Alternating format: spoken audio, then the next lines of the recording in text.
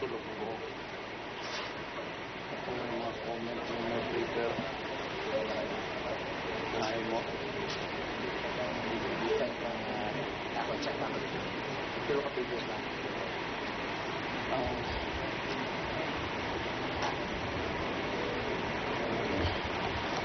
Itong about akong high stake sa politika. Itong i-comment dito. Ha? Hindi ko bang kuan. Pagtulo man ito mag-booker yun. Anong booker ang sa comment siya ako. Siguro was ay octane player ko. Ano sa kadlawan mo sa basa? Yung katong yata yung muli. Maupo po kayo.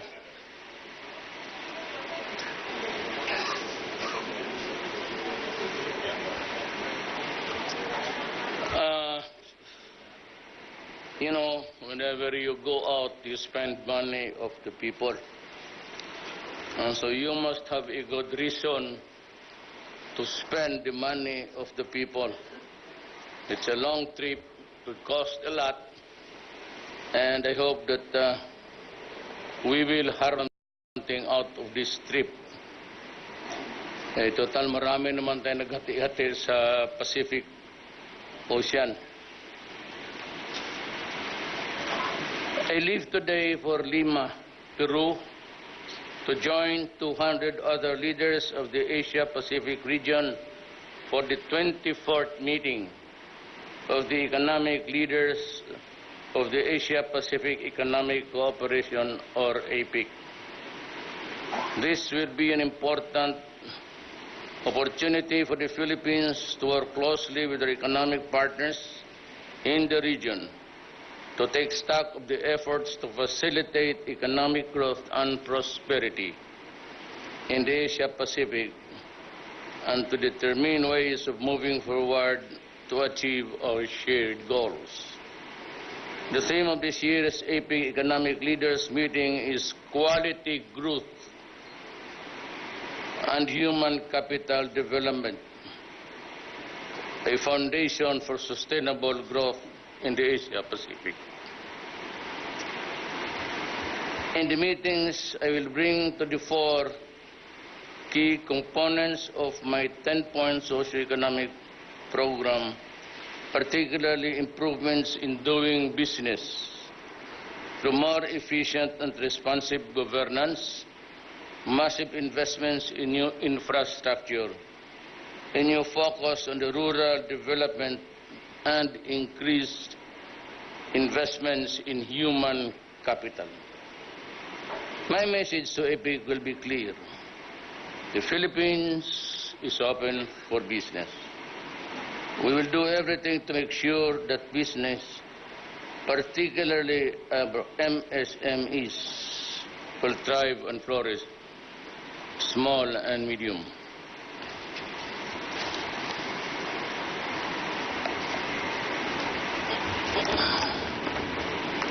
I will highlight government policy support as well as efforts to address corruption and criminality as building blocks of a strong and resilient economy aimed at inclusive and continued growth.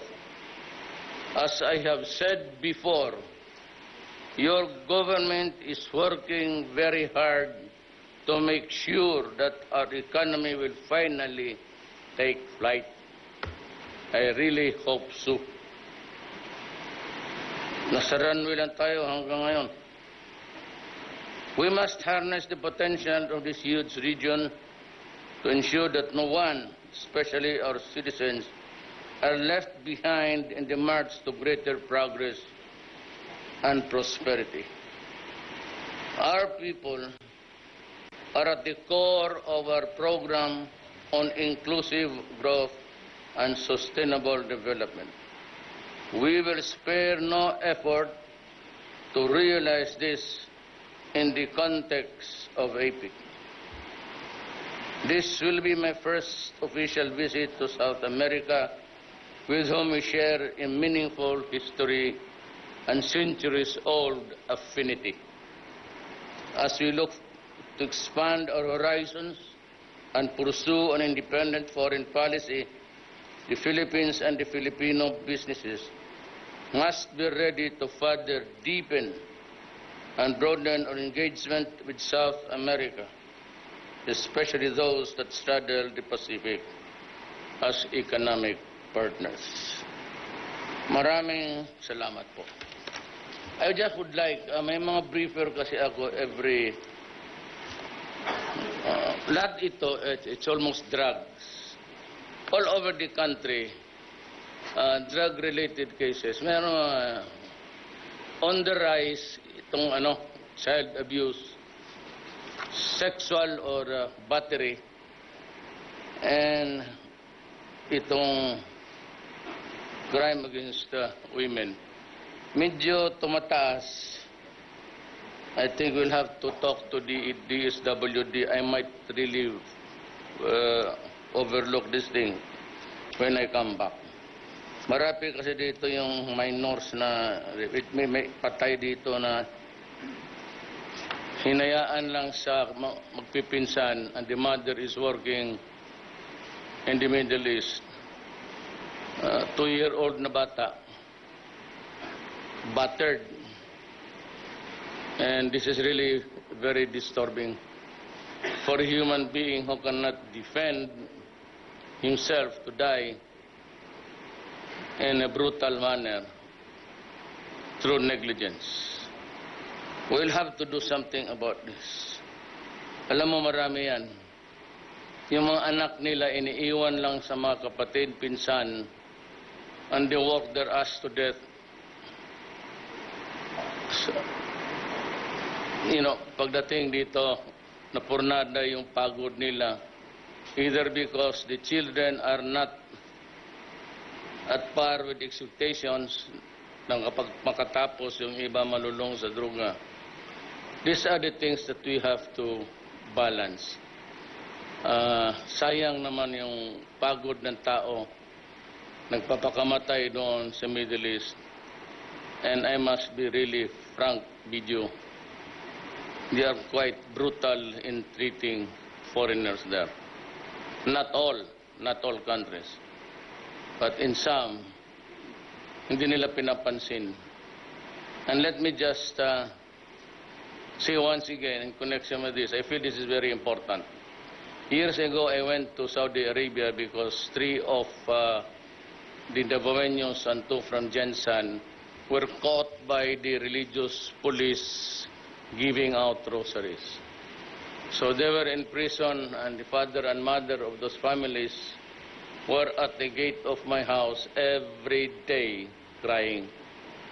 And so I was forced to make the trip together with the Langgaling sa Lupudin. I asked the Moro politicians to go with me so that I can explain better to King Fahd. At it was a bit matanda na, but he could still grasp what was being talked about. Ayaw ko tahan sabihin ito pero you must understand that we have to improve our country to accommodate all these people because we want them to come home. In some countries, not all, no condemnation on any particular government. But sinabi sa akin noon ng counterpart ko noon sa Congress because I was a member of the Law and Order. Sabi nung advisor ni King Fahd, you better talk to your counterpart. And sinabi sa akin, in the Arab culture, if you are paid to do a work, or you are bought from the slaves market of Africa, and you work there, the treatment is the same. You are a slave, and your body is open for use also. Ayaw ko lang yan sabihin kasi kung ang nandito, but hindi naman lahat. Yun lang yung mga ulol siguro na torpe. But that is really the naked truth that I want to say to you now. We have to improve on however we do it, we have to improve the country. And I hope patapos na ang fight against drugs. There's now a lesser supply. Problem is, bumalik sila doon sa kidnapping pati hold up. And the other common crimes not related to drugs, because it is easy really itong sa shabu. Less danger. Problem is, you really cannot stop people from, even in progressive countries, they are at it. And so we are of no exception. Yun lang ang, basta,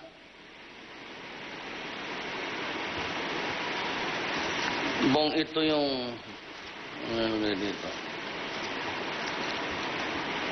I do not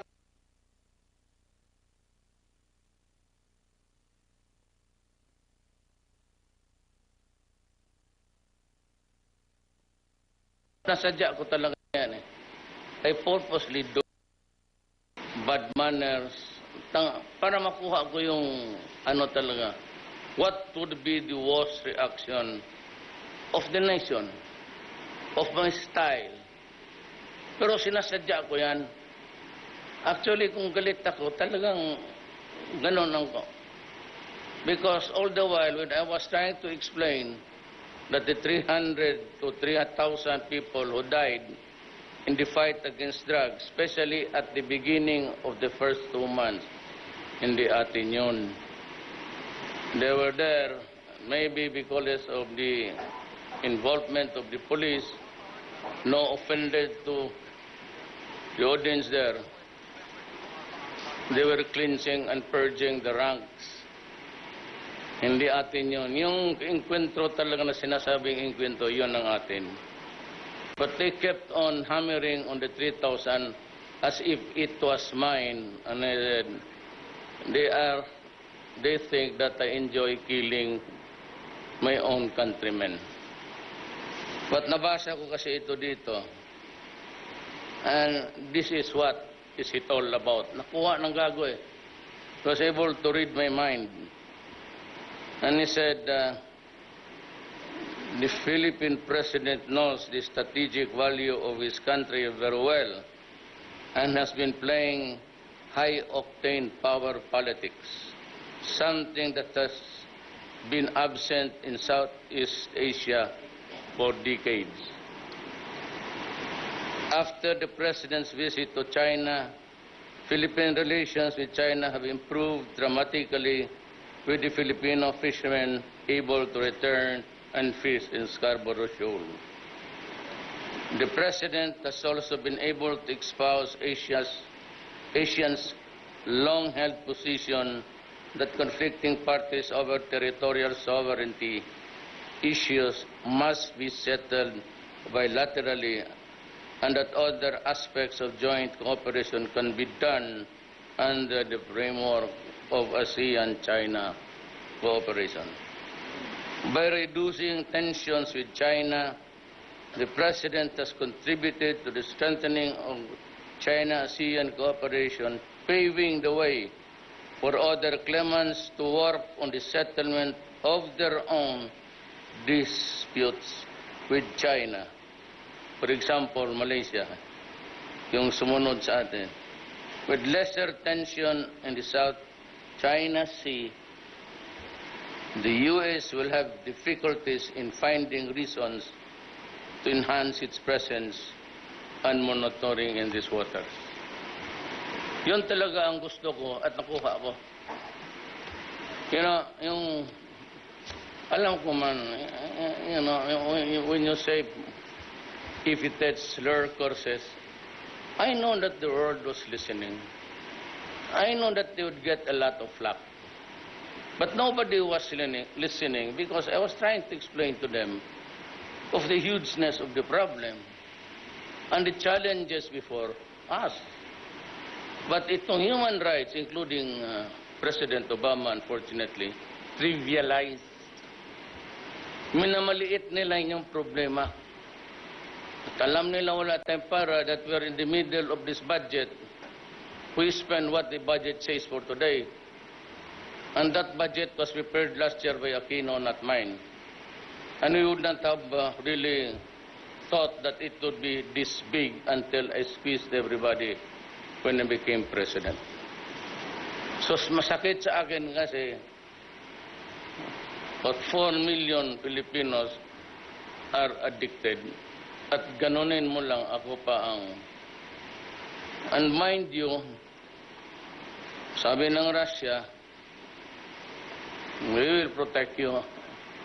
And the problema, ang Russia withdrew from the International Court, Criminal Court. What could be the reason, I really do not know. Maybe to protect what they are doing in Syria, the incessant bombing and the killing of civilians. Yan ang leksyon ng UN. UN is dominated by the US. At saka yung climate change. We were debating that particular issue with the rest of the cabinet for about an hour. Ang akin kasi, there is no sanction for a violation. Yung money na 200 billion na pinagyayabang nila would come from the industrialized countries. Here comes the Obama says, Putya, bakit ako magasto sa mga... dapat you should worry of your own problems. Do not let America spend for you.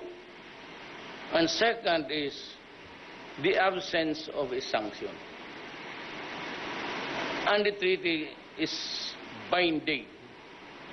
But if you choose to ignore, there is no sanction. Nobody goes to prison. Does not even, it says that you'll be reprimanded. Wala. Nothing. And the money, sabi manggaling sa industrialized countries. Wala namang sinabi kung sino. Kaya si Trump, so hindi ako gagastos ng problema ninyo. If you want to improve your climate there, above your sky, do it yourself. Bakit kami? So sinabayan niya, maybe, sabi niya, wala inutil yung international criminal. Nag-withdraw sila sa membership. I might follow. Why? Tayo lang ang lilit ang binumbog na mga walang hiya. Napatayan, it's by the thousands, bombing children, women. For 5 years now, Aleppo, Mosul, walang pahinga ang mga tao doon sa bombing. And they have come to terms by just saying, with the will of Allah. Yan ang sinasabi ko. Now you know. Sinadya ako talaga. If you ask anybody from Davao, hindi naman ako ganun. Pag mag-bullshit ako ng leader, kasi hindi sila nakikinig. Everybody was going back and forth every day on the same issue of extrajudicial killing. They didn't listen to me. I tried to explain that hindi amin yan. Meron nung ayaw makinig. Eh di sinabi ko, putang ina yung mga hindot kayo. Oh, tinig sila sa akin. Sino ito nagmumura? O ako, bakit? See? Kabastusan nila yan, di akin. They forced me into it. Ngayon nagmura ako, talagang binastos ko, binaboy ko sila. Oh. Naghilog, wala na. Tarantado ang...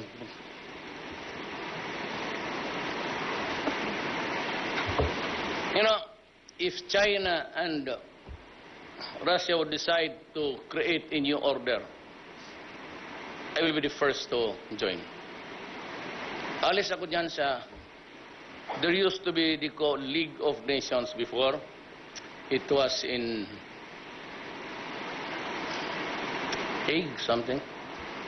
itong predecessor ng United Nations. It used to be called League of Nations. Nothing happened. There's still war. United Nations, walang nagawa.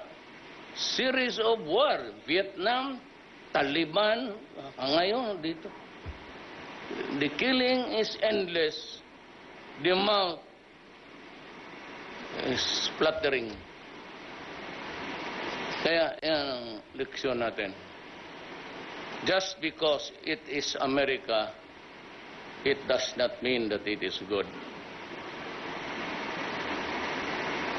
Lahat naman, just because it comes from Russia or China, it is an ex-cathedra thing for us to mag-amin. Amen.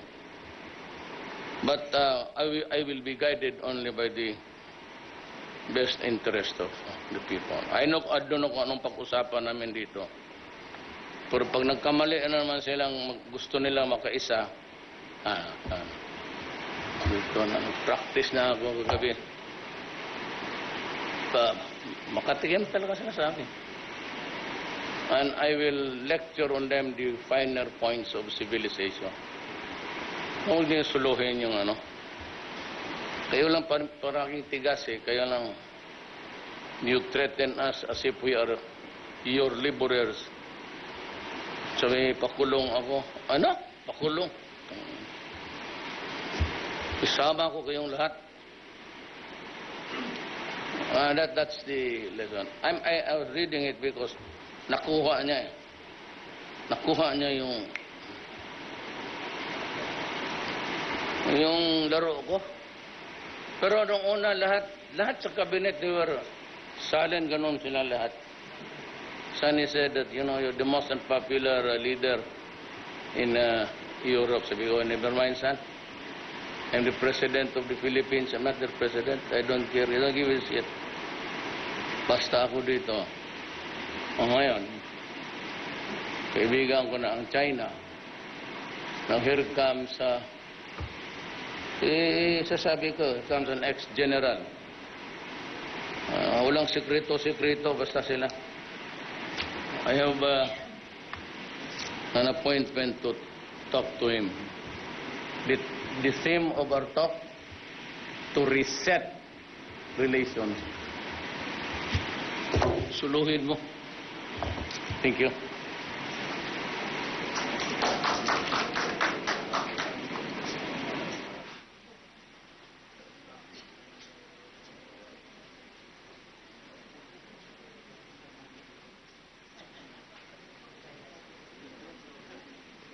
Hello po, standby po as.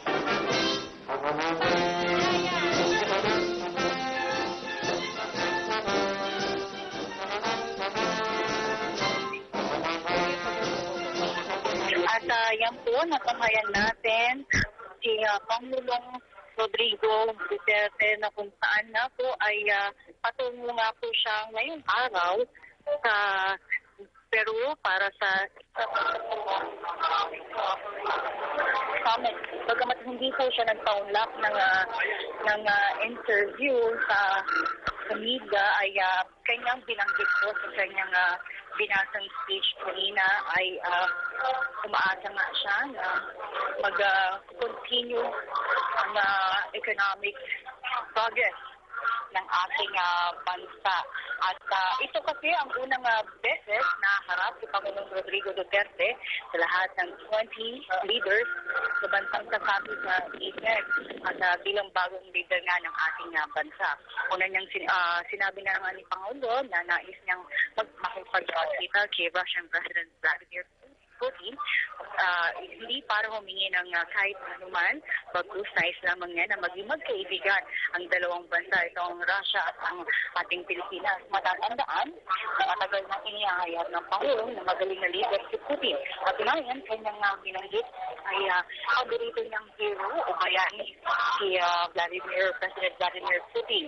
Sa ipag-summit naman, posibleng 2 hanggang 4 na bilateral meeting ang magdadaluhan ng Pangulo.